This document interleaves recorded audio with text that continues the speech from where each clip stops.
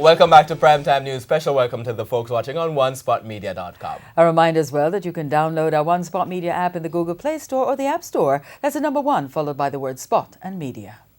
First up this evening, the latest on the killing of a teen in Zimbabwe in Trenchtown, St. Andrew. A murder that has rocked the nation because of one theory behind it. That theory is that the 17-year-old was shot dead because she refused sexual favors from men in the area, a claim residents are vehemently dismissing this evening. Today they rejected the claim outright as politicians, the Prime Minister among them, came to offer comfort. TVJ's Kirk Wright has the Primetime News follow-up on that teen's killing, as well as the 12-year-old injured in the same incident. It's the kind of tragedy the Prime Minister thought needed his intervention, and the Zimbabwe community welcomed his presence. The Prime Minister spent some time speaking to the mother inside her house. She did not want to appear on camera at all. But while the Prime Minister, the PNP candidate for the area, Mark Golding, and the councillor spoke with the mother inside the house, community members were outside fuming. We're upset with you, lady. You need to fix this. You need to talk to us and let us know what is going on. You know what is going on. Let us know what is going on. They're upset about the story that's surfacing in the media that the teens were shot by men from the community who were refused sexual favors. Rashida Edmond went further in the effort to prove that men from the community were not to be blamed. I live alone. Me know me look good, so obviously, I live alone. Why them never kick off my door yet? So I don't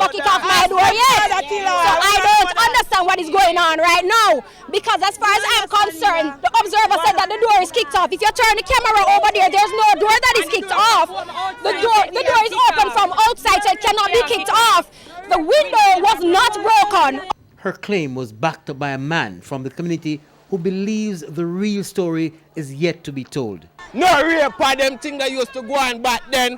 Them thing are stop in this community. You hear that we not deal with rape. I love and unity and oneness we say. While residents say they're saddened by the killing of the teen and the injury of her sister, the focus is now on protecting the reputation of the area.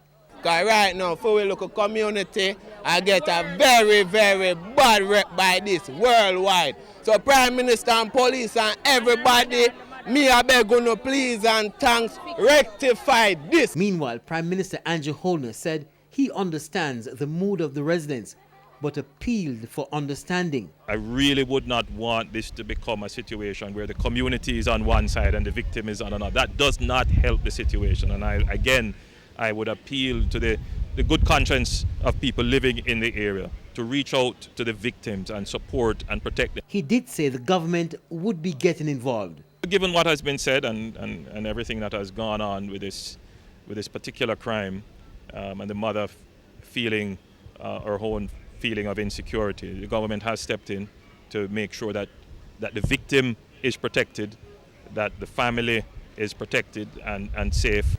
No sooner had the Prime Minister left than a police truck arrived and removed items from the house. Earlier, they whisked away the mother for her own safety.